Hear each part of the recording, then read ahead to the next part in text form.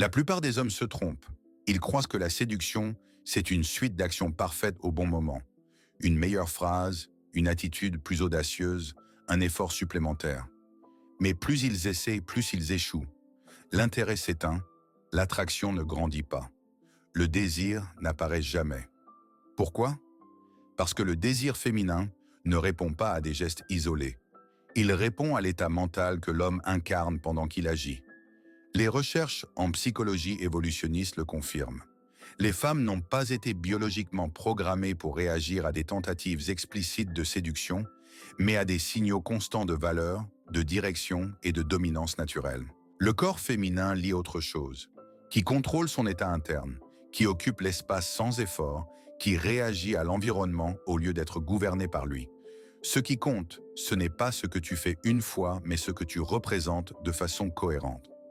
Voilà pourquoi les phrases toutes faites échouent. Voilà pourquoi l'apparence seule ne suffit jamais. Voilà pourquoi l'effort direct produit souvent l'effet inverse. Le cerveau féminin n'est pas excité par l'effort, mais par la lecture. Lecture de ta posture, de ton rythme, de ta stabilité émotionnelle. Quand un homme essaie de séduire, il se place en position de poursuite. Quand il soutient le bon état, il est perçu comme un choix. Le soi-disant truc caché n'a jamais été une technique, mais un état comportemental continu, une cohérence entre esprit, corps et attitude. Peu d'hommes activent cela, car cela exige la maîtrise de soi, la conscience sociale et le contrôle émotionnel. Pas du courage momentané, mais une constance interne. Et cette constance est rare. Dans cette vidéo, je vais te révéler le mécanisme exact qui pousse le cerveau féminin à ne plus te voir comme un homme agréable ou acceptable, mais comme un homme sexuel. Et ce mécanisme ne dépend pas de convaincre ou d'impressionner. Il dépend uniquement de ta capacité à maintenir le bon état assez longtemps pour que l'instinct fasse le reste. Et quand cela arrive, le désir n'a pas besoin d'être provoqué. Il surgit naturellement, comme une évidence. Si tu veux apprendre à lire les comportements humains et décoder ces signaux invisibles, j'ai préparé un PDF exclusif pour toi. Le lien est dans la description. Télécharge-le maintenant. Abonne-toi, like cette vidéo et dis-moi en commentaire, selon toi, qu'est-ce qui compte le plus, ce que tu fais ou ce que tu représentes? Il existe une différence brutale entre deux types d'hommes. Celui qui entre dans un environnement en espérant être accepté et celui qui entre en observant si cet environnement mérite qu'il y reste. Cette différence n'est jamais dite. Elle est ressentie. Robert Greene l'explique clairement. Celui qui apparaît comme celui qui choisit déclenche une attraction automatique, car il occupe une position plus élevée dans la hiérarchie psychologique. Ce n'est pas de l'arrogance, c'est l'absence de besoin. Et le cerveau féminin reconnaît cela en moins d'une seconde. Mais quand tu te positionnes comme un candidat, tout ton corps crie la poursuite. Ton buste se penche, ton rythme s'accélère, tes mots cherchent à convaincre. À l'inverse, l'homme qui se positionne comme un filtre garde son axe. Il ne change pas son énergie en entrant. Il n'essaie pas de s'adapter. Il observe, il mesure, il décide. Et cette posture silencieuse transforme instantanément la perception instinctive. Les études de Princeton le confirment, les jugements de valeur et de dominance se forment en une fraction de seconde, avant même que les mots existent. Cela signifie que la décision commence avant la conversation. Alors retiens ceci, cette technique ne dépend pas de ce que tu dis. Elle dépend de la manière dont tu occupes l'espace social. Entrer sans précipitation, maintenir une posture ouverte et stable, regarder sans demander la permission, poser des questions sélectives au lieu de te présenter. Ce geste communique le discernement. Et le discernement communique la valeur. La valeur réveille la curiosité. Et la curiosité est le premier pas vers le désir. Voici un détail que presque personne n'applique. Terminer une interaction quand tu décides, et non quand le sujet s'épuise. Ce simple mouvement brise le schéma de dépendance. Le cerveau féminin lit cela comme un contrôle du rythme. Et le contrôle du rythme est interprété comme du leadership. Le leadership est associé à la protection et à la direction. Protection et direction sont des déclencheurs biologiques anciens, profonds, impossibles à ignorer. Le résultat est silencieux mais puissant. Tu cesses d'être perçu comme quelqu'un qui cherche l'acceptation. Tu deviens une source de valeur. Pas parce que tu as dit quelque chose d'impressionnant, mais parce que tu n'en avais pas besoin. Quand un homme occupe la position du choix, l'environnement se réorganise autour de lui. Et quand l'environnement se réorganise, le désir trouve naturellement l'espace pour émerger. Si tu veux aller plus loin et apprendre à lire les comportements humains, j'ai préparé un PDF exclusif pour toi. Le lien est dans la description. Télécharge-le dès maintenant. Abonne-toi, like cette vidéo et dis-moi en commentaire, selon toi, qu'est-ce qui crée le désir, les mots ou la posture silencieuse? Peu d'hommes comprennent une vérité fondamentale. Le désir ne naît pas quand tout est clair. Il naît quand quelque chose reste ouvert. Carl Jung l'avait expliqué. L'énergie psychique se dirige vers ce qui est non résolu, vers ce qui provoque l'interprétation, vers ce qui exige d'être lu. Le cerveau féminin n'est pas stimulé par ce qui est livré tout près. Il s'éveille lorsqu'il doit déchiffrer, lorsqu'il doit imaginer. Quand quelque chose reste suspendu dans l'air. L'erreur la plus commune est de confondre clarté et attraction. L'homme croit qu'en montrant son intérêt trop tôt, en rendant tout explicite, il crée de la sécurité. En réalité, il crée une fermeture. Et quand tout est expliqué, le système nerveux se détend. Mais une détente excessive ne génère pas de désir. Le désir a besoin de tension cognitive. Ce subtil état de curiosité qui garde l'esprit actif même après la fin de l'interaction. Des recherches publiées dans le Journal of Personality and Social Psychology le démontrent. L'ambiguïté contrôlée augmente l'activation dopaminergique. La dopamine ne répond pas au prévisible. Elle s'active face à ce qui contraste avec l'attente, face à ce qui n'est pas totalement résolu. Quand tu donnes des réponses trop complètes, quand tu confirmes ton intérêt trop tôt, tu fermes le circuit avant qu'il n'ait le temps de se renforcer. Le désir n'a pas le temps de grandir. Cette technique n'a rien à voir avec des jeux ou de la confusion émotionnelle. Elle exige de la précision. Des réponses incomplètes mais confiantes. Une présence ferme mais jamais envahissante. Tu ne te caches pas. Tu ne fuis pas. Tu ne donnes simplement pas tout d'un coup. Tu alternes des moments d'attention totale avec de brèves retraites de focus. Non pour punir, mais pour maintenir le champ vivant. Observe comment la dynamique change. La femme commence à penser après l'interaction. Elle rejoue les phrases. Elle interprète les silences. Elle comble les vides. Et plus son esprit travaille, plus son corps suit. Le désir se construit dans cet espace intérieur que tu as laissé ouvert. Il ne s'agit pas de dire moins. Il s'agit de dire juste assez pour éveiller, pas pour satisfaire. L'application pratique demande du calme. Ne pas confirmer trop tôt. Ne pas verbaliser tes intentions avant le bon moment. Soutenir ta présence sans chercher une clôture immédiate. Quand tu maîtrises cette tension cognitive, le flirt cesse d'être explicite. Il devient psychologique. Et le psychologique est toujours plus profond que l'évidence. C'est précisément là que la majorité échoue. Parce qu'ils ne comprennent pas le mécanisme. Et c'est exactement pour cela que le code de la séduction existe.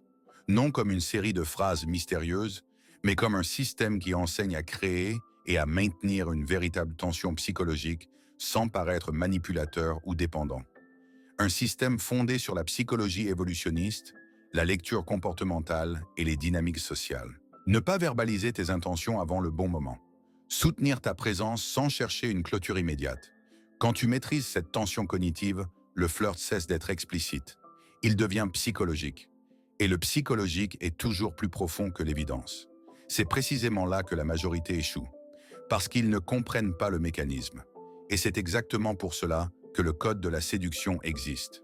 Non comme une série de phrases mystérieuses, mais comme un système qui enseigne à créer et à maintenir une véritable tension psychologique sans paraître manipulateur ou dépendant. Un système fondé sur la psychologie évolutionniste, la lecture comportementale et les dynamiques sociales. Un savoir rarement enseigné publiquement, car il exige une responsabilité émotionnelle et un contrôle interne. Ceux qui apprennent à maintenir l'inachevé n'ont plus jamais besoin de forcer l'intérêt. Ils deviennent interprétés comme un stimulus. Le déclencheur ultime du désir. Il y a toujours un moment dans une interaction où l'environnement tente de te déstabiliser. Un commentaire en biais, une provocation subtile, un silence inattendu. Et c'est précisément là que tout se décide. Pas par ce qui est dit, mais par celui qui garde le contrôle de son état interne. Nietzsche l'a décrit ainsi. L'homme magnétique est celui qui se gouverne lui-même avant de chercher à gouverner quoi que ce soit autour de lui. Le désir naît de cette souveraineté intérieure qui n'a pas besoin d'être annoncée. Le corps féminin lit ce contrôle émotionnel comme une capacité de leadership et de protection. Ce n'est pas une lecture morale, c'est biologique. Des études de l'Université de Californie montrent que l'autocontrôle est directement associé à la perception de statut élevé. Quand tes émotions ne dictent pas tes décisions, tu communiques quelque chose de très précis sans un mot. Tu communiques que l'environnement ne te commande pas, que les stimuli ne te désorganisent pas, que tu choisis comment répondre. Et cette lecture se fait rapidement et profondément. L'erreur la plus fréquente est de vouloir réparer l'ambiance. L'homme ressent la tension et se précipite pour la soulager. Il explique trop, il rit au mauvais moment, il change de ton pour plaire. Tout cela traduit une seule chose, l'anxiété. Et l'anxiété communique la perte de contrôle. La perte de contrôle tue le désir avant même qu'il ait le temps de naître. La maîtrise émotionnelle visible n'est pas de la froideur, c'est la stabilité sous pression. C'est ressentir la tension et maintenir ton propre rythme. En pratique, cette technique est simple et difficile à la fois. Ne pas réagir immédiatement aux stimuli émotionnels. Garder un ton stable quand la tension apparaît. Ne pas chercher à tout résoudre sur le champ. Soutenir l'atmosphère au lieu de la fuir. Et quand tu fais cela, quelque chose change de l'autre côté. L'attente d'une réaction n'est pas confirmée. Le test perd de sa force. La lecture s'ajuste. C'est le déclencheur le plus sexuel de tous, car il signale une maturité profonde. Pas une confiance performative, mais la confiance de celui qui s'est déjà observé dans des moments difficiles et qui ne s'est pas perdu. L'homme qui soutient une maîtrise émotionnelle visible crée un champ de sécurité instinctive. Et là où il y a sécurité instinctive, le désir obtient la permission d'exister. Peu d'hommes maîtrisent cela, car cela exige un entraînement interne, pas du courage momentané. Cela exige un silence intérieur, pas des réponses rapides.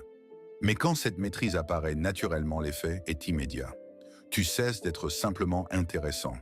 Tu deviens solide. Et la solidité au niveau instinctif est l'un des fondements les plus profonds de l'attraction. Télécharge le PDF que j'ai préparé pour toi afin d'apprendre à lire les comportements humains. Le lien est dans la description. Abonne-toi, like cette vidéo et dis-moi en commentaire. Selon toi, qu'est-ce qui crée le vrai désir, la réaction immédiate ou la maîtrise silencieuse? Le véritable secret n'est pas de séduire, c'est de soutenir le bon état. Après avoir observé ces dynamiques avec honnêteté, une vérité s'impose d'elle-même. Le désir féminin ne naît pas des tentatives, il naît de l'interprétation. Le cerveau féminin ne réagit pas à des gestes isolés, mais à une cohérence continue entre trois forces, le positionnement psychologique, la tension cognitive et la maîtrise émotionnelle. David Bass l'explique. L'attraction est une réponse adaptative aux signaux constants de valeur, pas à des performances ponctuelles. Et quand ces signaux s'alignent, le désir apparaît sans être appelé. Voilà pourquoi les techniques ne fonctionnent que lorsqu'elles cessent de ressembler à des techniques. Se positionner comme celui qui choisit n'est pas un tour social. C'est une identité en action. Créer de la tension cognitive n'est pas jouer au mystère. C'est la conséquence naturelle de celui qui ne donne pas tout par anxiété. La maîtrise émotionnelle visible n'est pas de la froideur, c'est la maturité sous pression. Quand ces trois couches deviennent un comportement naturel, l'homme cesse d'essayer de séduire. Il commence à être lu comme séduisant. Tout converge ici. L'homme qui choisit impose le rythme. L'homme qui soutient l'inachevé maintient la curiosité vivante. L'homme qui gouverne ses émotions crée une sécurité instinctive. Ensemble, ces forces poussent le cerveau féminin à te réinterpréter. Non comme quelqu'un de simplement agréable, mais comme quelqu'un de sexuellement pertinent. Non par effort, par état. Les hommes qui maîtrisent cela ne cherchent pas la validation. Ils ne précipitent pas les processus. Ils ne tentent pas de réparer l'atmosphère. Ils restent entiers pendant que l'environnement s'ajuste. Et quand l'environnement s'ajuste, le désir trouve naturellement l'espace pour croître. C'est la différence entre ceux qui forcent l'intérêt et ceux qui éveillent l'attraction. C'est exactement le mécanisme que je t'enseigne de manière structurée. Pas avec des phrases toutes faites, pas avec des raccourcis vides, mais avec un entraînement complet en psychologie du désir, lecture comportementale et dynamique sociale. Un système pour les hommes qui veulent le contrôle interne, la clarté dans leurs interactions et un avantage silencieux. L'accès est dans le lien en description et dans le commentaire épinglé. Et dis-moi en commentaire, selon toi, Qu'est-ce qui crée le vrai désir, l'effort ou l'état?